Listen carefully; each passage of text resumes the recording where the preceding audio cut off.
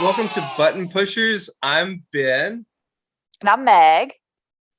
and today we're talking about shielding, and there's a huge debate about it. So we're super excited to be sharing some of our perspective on it as X-ray techs. But I want to just give us some of the basics on shielding before we get into the debate. So when we talk about shielding, we're primarily talking about those things that protect us as occupationally exposed imaging personnel to primary beam radiation, leakage radiation, and scatter. I screwed up. It does not protect us from primary beam radiation. And that's something I have in the back of my mind. The shield is completely useless against the primary beam. It would also be useless against a secondary beam. So the beam is after it's passed through the patient. The only thing that standard shielding is good for is stopping scatter radiation and leakage radiation from the tube. So I want to share something with you about that. This is the kind of one of the old documents that a lot of people have seen about shielding. And I think it also kind of helps us get some perspective on what we're talking about. This comes from a physics textbook. I'll have a reference down below. But when we look at this chart here in the middle, right, we're looking at the different standard types of shielding amounts. And so this is expressed in lead equivalent thickness. So it's in millimeter. The recommended shielding that I recommend for myself and for others is about 0.5 millimeters of lead, because it's going to shield me from 75% of scatter radiation having a peak energy of 100 kilo electron volts. So if you think about it, scatter probably is, some of it might have that, but it may have lost some of its energy just in the process of being attenuated. There's other forms of shielding, but when I'm thinking about shielding, I'm primarily thinking about lead aprons, and we'll talk about why that's the case here in just a minute. Now, some drawbacks to lead shielding, right, is it can be heavy. So if one of the reasons I recommend the use of just the 0.5 millimeter lead equivalent shielding for myself is just the weight of it. So we're talking about a weight of about 3 to 7 kilograms for a lead apron, having that amount of shielding. So if I were to wear like a 1 millimeter lead equivalent, like say if we had a technologist who was pregnant, they might want to wear that 1 millimeter lead equivalent. It is going to start to affect things like your back, your knees. So get some good shoes. Like I use like marathon running shoes or ultra running shoes anytime I'm wearing lead shielding. And then the final thing that I think is really annoying about shielding is that you do need to check out your shielding and make sure that it's okay. So it should not have any cracks in it, or anything that could permit radiation to come through. And so a lot of times facilities require technologists to like fluoro the shielding, the personnel shielding, in order to make sure that there's no cracks or any damage to the shielding. So now you're actually increasing occupational dose in order to make sure that you're lowering occupational dose. I never thought of that. Yeah, I thought about Yeah. that a lot. I was always the guy that had to do it. Ah. Um, so those are kind of the basics of shielding. That's just kind of setting the stage for what we're talking about when we talk about shielding. I prefer like shielding that is like cheetah, like the little cheetah patterns. I feel like that expresses who I am. I But like I the know ones other with the dinosaurs on them. dinosaur one, Yeah. zebra stripes. I Uh-huh. wore a pink shield for several years, and I don't know why not. I mean, I'm already wearing lead. hmm I had one physician, he did not like wearing a lead shield, so I would just give him just the lead kilt, and so he would have a thyroid shield and then the lead wraparound kilt thing that he wore. Yeah. I used to work with an old time doc who did that too. Yeah.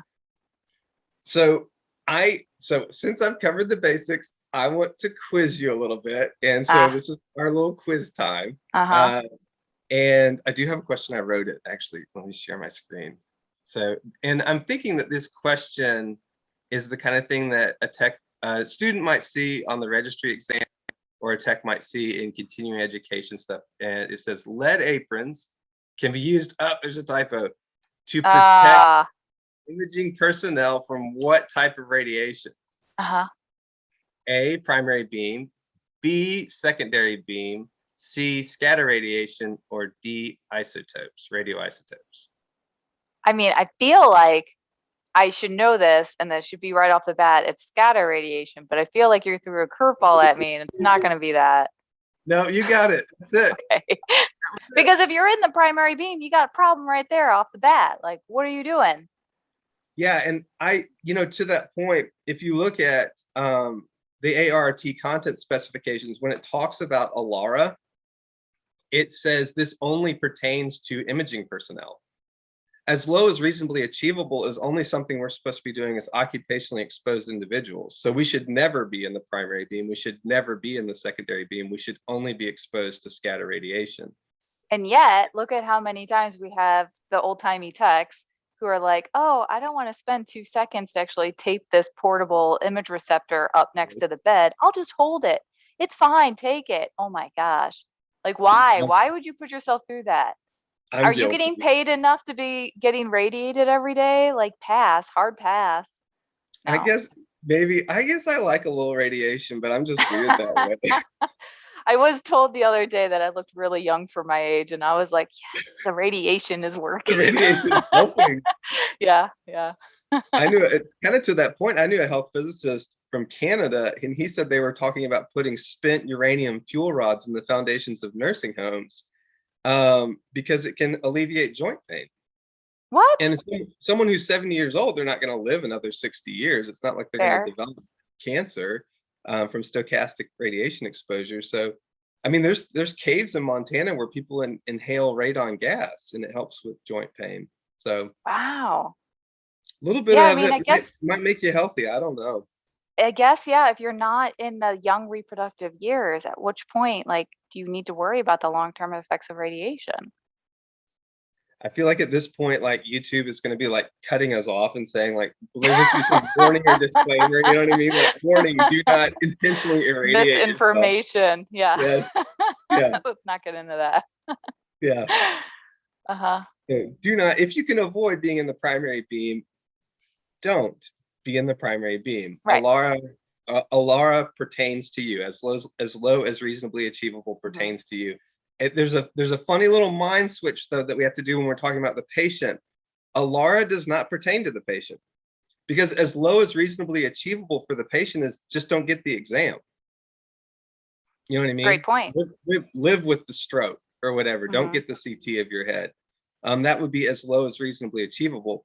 When we talk about the patient, the terms that we need to use are things like dose optimization or justification. Is there a good medical reason why we're doing this exam? And look at how many doctors now, they just order anything left and right, like a chest x-ray immediately upon arrival, just because, CYA, everyone's just going to be getting an x-ray or a CT. Boom. It's just part of protocols now. Yep. Yeah. Well, do you have any questions for me about the basics of shielding? Can you stump me on shielding? I didn't have anything ready. I'm the worst. Can I I know. get back to you? Can Yeah, we, certainly. yeah, Quiz me at bookmark any this, time. and I'm Okay. gonna try to trick you later. So I want to set the scene just a little bit for a big debate. And I think Meg's got plenty to say about this. I'm excited to hear what you're going to say. But before we do that, I want to just share a little bit about where I first saw it was on the ASRT communities, right? And Rebecca Marsh, who remind me what organization is she with? She was with University of Colorado Health, the Anschutz campus in Denver, which I Rebecca actually used to work Millman. at It's University of Rebecca Colorado. Millman now. Rebecca Marsh Millman. Right. Yeah. And she had posted initially some stuff on the ASRT communities about their position on the discontinuation of gonadal shielding. And we've got a couple of technologists who have kind of chimed in on this, and they're really kind of freaking out about this. Like this one guy says, maybe we should all stop being hypocrites and get on the same page. Like he's saying that because like the physicists are saying we don't need gonadal shielding anymore, it's making X-ray techs look like hypocrites. Yeah. John kicks it up even a notch further and says, Rebecca, I noticed the initials following your name PhD, which suggests you did not have the wonderful experience of learning radiation protection on the same level as those technologists. Yikes. And it just goes on and on and on from there. Hey, there's something going on with your screen where it looks, oh, there, it finally crossed over. Okay. It was Okay. blurry. Never mind. Okay, thanks. Yeah, that's we'll have to watch that as I'm doing these screen shares. So the main point that, so to, in all fairness to this technologist, he has an issue with the risks that are related to ionizing radiation exposure. So those risks have not gone away. Those are real. And he's believing that the lead shielding would benefit the patient in terms of reducing those risks, right? So I don't know. I could kind of go either way on that. But what are your thoughts on patient risk and lead shielding? I feel, okay, are you ready for all this? I feel like we need to start paying attention to the information that's being provided to us in terms of research. And literally, let me see, where was it from so that I'm quoting this right. First off, radiologyinfo.org said after years of research, no evidence or damage to the gonads after routine medical imaging has ever occurred. The Nationwide Children's Hospital stated the amount required to cause infertility is more than 100 times the dose of a single X-ray exam. So for everyone freaking out about just one exam and how that's going to destroy their fertility, you need 100 of those exams. I would actually interject on that. I think it's a lot more than 100. It I actually probably is. I look. Can I talk about this for just a sec? Like Yeah. how many exams would I have to get before I'm sterile? Right. And with it, what time frame? That's extremely Yeah. important too. Is If this it's over because multiple days, you could be okay. All at once, not so much. and this whole thing, like I think you point out, is this originally comes from the FDA, right? Research that was done in like the 1970s, Yeah. 1976, Right? when X-rays, we were doing X-rays different. The techniques were different. So Film, totally yeah, different. film screen stuff. So the techniques have changed even since then. But what I did was I'm trying to contextualize this a little bit. So bear with me because all of this seems like a lot of information. So the way that I thought about contextualizing this is the banana equivalent dose, right? Um, the bed, which I don't know if you can see this graphic here, but I love that it says sleeping next to someone, you could potentially get a radiation exposure of 0.05 microsieverts, right? Eating one banana would be 0.1 microsieverts, right? So we're worried about sterility. That's the concern. I think it's helpful to remember that 0.05 microsieverts is sleeping next to someone, and eating one banana is 0.1 microsieverts, and the acronym for that, the unfortunate acronym for that, is the BED, right? Banana equivalent dose. So to understand what that means in terms of where we're at, I went over to the ACR, and they have this really helpful dose reference card. I'll have a link to it down below. And it just kind of gives us some information about projected radiation doses related to various exams. And I picked out the chest x-ray because we do a lot of chest x-rays. It's probably the most common one that we do. So, and it's got it tied to a background equivalent radiation time. So that's a BERT. So these are just helpful ways to compare radiation exposure to when we're talking to patients or when we're trying to quantify it to people who may not understand what a millisievert is. And so we can compare it to things like a unit of time, like days. And so I could say a chest x-ray is like 10 days versus a chest CT is like 2 years of background radiation, right? So going back to the bed though, I wanted to figure out exactly what amount of radiation could cause, permanent sterility, right? And what I found when I look at my textbook and stuff, is both for males and females, it's approximately 6 gray. So 6 gray of radiation directly to the gonads, and you are talking about permanent sterility. Temporary sterility starts around 2 gray, right? So what would that mean? What would that mean in bananas, right? I went ahead and did that math. So I've I love got, this. hopefully you can see this. Hopefully this is legible. It's beautiful. I've got, that's point 1 microsieverts equals 1 banana. That would also be equivalent, if I did the decimal point right, that's 0.01 0.0001 millisieverts, right? So a chest x-ray would be equivalent to 1,000 bananas, right? A chest CT would be 70,000 bananas. Sterility would be 60 million bananas, right? So hopefully that's helpful for you. I don't think I will eat 1,000 bananas in my lifetime, but I don't think even a gorilla eats 60 million bananas in their lifetime. And even if they did, they would still not have received probably enough radiation to cause permanent sterility. And then again, it still has to go back to, is it all at once? Because Yeah. I think it was Bouchon said that you had to have 400 bananas literally in your mouth at the exact same time Yes. to Yeah. cause a fatal dose. It was actually a fatal dose. And But by how then the heck would you've you? died from the sugar. You know what I mean? You got That's true. They didn't even diabetes. talk about diabetes there. But also, I'm just like, how do you even shove more than one banana in your mouth? So like, it's basically an impossible thing to begin with. But I think it's yeah. helpful though. So I would say the amount of radiation, like if I was going to equate sterility to a chest x-ray, I would say you need 60,000 chest x-rays within a single day to be talking about sterility. You needed 20,000 to even be talking about temporary sterility, right? 20,000. So lead shielding of the gonads.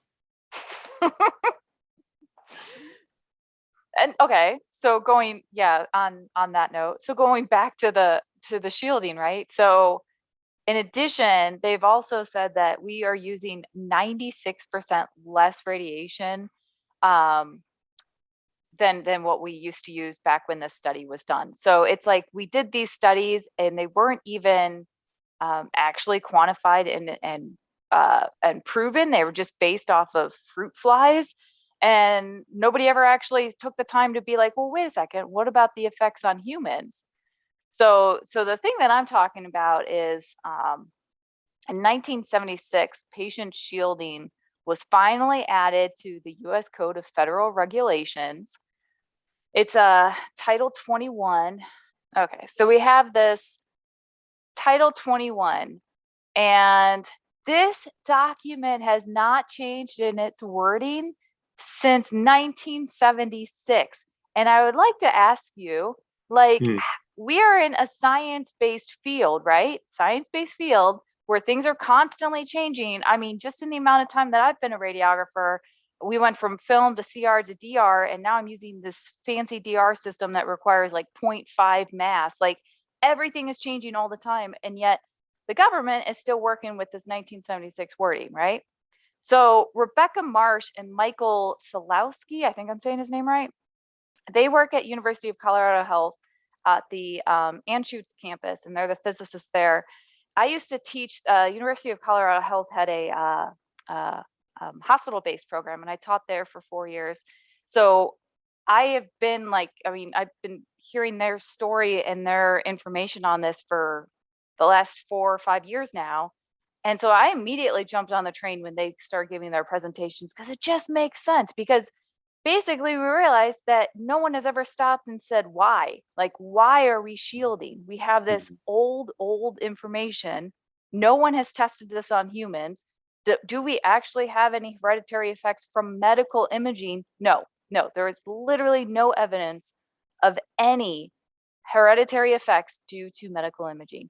And yet, everyone's freaking out about shielding and is like, well, this is how I've always done it. So I need to keep doing that. Why do we not embrace change? Why are we so stubborn that we'll do, like we'll be like, oh, well, I guess I have to use this DR system now. because it's required by my work. And yet we won't be like, oh, wait a second, I should be on top of all of the changes that are happening in our medical field. And instead, we're just, I can close this. I realized that was still going. And instead, we're just like, just focusing on one thing or another. I don't know. It, I will say I do appreciate how much that government report only focused on the on the gonadal males, shielding to men. You know what I mean? yes, yes. The girls really got a pass on that one. Good Lord. Well, it's the 1970s. Only the men matter anyways. I'm picturing the guys who did this, like it was all guys doing this report, Of just sitting course. around smoking cigarettes while like telling the secretary to refill their coffee while they're figuring out like what whether Well, or not it's so all the hard. men should be shielded. It's so hard to find the ovaries, don't you know? Like, that's what the document Impossible, actually right? says. They Is didn't have it? the science to find the ovaries in the 1970s. I don't think Mm-mm. it was No, still theoretical. no. They could be way up in the chest. Who I the mean, heck yeah, knows? for all we knew, yeah, might be Yeah, in the yeah. throat. Yeah. Nope. So Marsh and Solowski also mentioned in their document that has been published by and accepted by all the physicists, right? We have all these different accrediting bodies, the ASRT, the ART, but then there's also the AARP or AAPM, the American Association of Physics and Medicine, the Radiological Society of North America, and American College of Radiology. All of these physicist, science-based groups are all saying, yes, we agree with Marsh and Solowski. Like, there is science now that is proving that shielding is not stopping any of these hereditary effects like we've been basically raised to believe. Hmm. But they pointed out in their document that there was they did a study of a 4-year-old male patient receiving an AP pelvis in 1970. When, mind you, we were using film. So I don't know about you, but my techniques have changed. My technique book from when I graduated is way different than it is now. That kid received 2.5 milligrams of radiation to his testes. The females was even lower, but that's neither here nor there because the females don't really matter. And then in 2012, still 10 years ago, which we know how much radiation dose has changed in 10 years, our techniques, that same x-ray would have received about 0.06 milligrams for the same exam. So that's 96% less radiation. Hmm. 96% less radiation is being used on exams that we did from 1970 to 2012. And again, it's been another 10 years, so I'm sure it's less than that now. And again, we know that the x-ray process hasn't changed, right? It's still 1 to 2% actual x-ray and the rest is all heat. So we haven't figured out a way to make the x-ray tube better, which I keep telling my students, like, if they can figure that out, like, get me involved in on that, and then we could be millionaires and just Oh retire, yeah, no, there right? is something coming up, right? There's something on the horizon. Maybe we can do a future show on it. But What there's cold cathode. I saw that recently. Yeah. Yeah, So so that could be a game buy the changer. stock now. That's a Um, really good point. yeah, because it just received FDA approval back in the summer of their X-ray tube, and now they're working on a CT type scanner. Yeah. Um, I'll have to put the name of the company down, and I'm not going to share the name of the company I unless you know, right? continue watching the show, and then we can all buy the stock Well, we'll together. buy our stocks after this, and no one has heard this yet. And to the point, I think the pediatric thing is particularly interesting because I haven't worked personally in pediatrics, but I've worked quite a bit, and um, shields are nasty. Oh, that's Like, a good point too. and I think that was one of the concerns that Dr. Millman had was just if you're going to be putting shields on people, like, are you cleaning the damn things? Like, we're in the middle of a pandemic. Are you wiping that down after every single patient? Like, are you wiping it down every time you use it? Like the thing's a fomite. Are True, true. so Especially after a ped. right. I mean, so you're x-raying kids in incubators, like, and you're going around with this lead shield from incubator to incubator, shadow shielding them. That's redunculous, first off. But like, what are you what are you spreading from one incubator to the next, or from one patient to the next? Mm-hmm, If mm-hmm. if you're not properly, cleaning the thing off, and I mean, And also to the point of cleaning the things, a lot of the chemicals that we use to clean are cancer causing. So like, Yeah. like, why don't we just get rid of the shields? Then we don't have to inspect them. I'm starting to get onto this camp. I think you're starting to convince me. Have you seen, like, speaking of like kind of side rant, have you seen the side labels of like the Cavi wipes Oh where it yeah. basically just says how much cancer it can give you if you do it without And gloves? I didn't get any damn training on that. When they rolled those out in the early Mm. 2000s, I was like working in CT in a trauma level 1 hospital. I would wipe my face off with that because I was getting Oh, blood spatters. And one tech was oh, like, eventually, like, you probably shouldn't be doing that.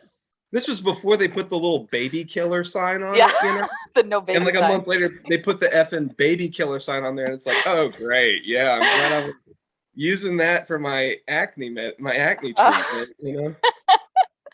Well, your skin looks great now, so I know, right? It's all the radiation that keeps helping me. yeah, yeah. Yeah, yeah. Yeah, We just gotta get these shields out of here. I'm in agreement. Well, and I think it's time for us to go as well. So I do want to give one shout out to Daniel Aaron Harris, who made my awesome hat here. And if you're interested in supporting Daniel's art, it can be found at Oh, DAA. cool. Yeah, he's got T-shirts, he's got socks. Daniel's an artist who has cerebral palsy, and he's making kids books. You can actually look up his kids books on Amazon. I think they're awesome. I've got, let me see if I have one. I don't have one right here by my desk. I used to keep it right on hand. Um, but check out Daniel's stuff. I'll have a link down below. And until then, like, keep pushing those buttons. Awesome. Thank you. Bye.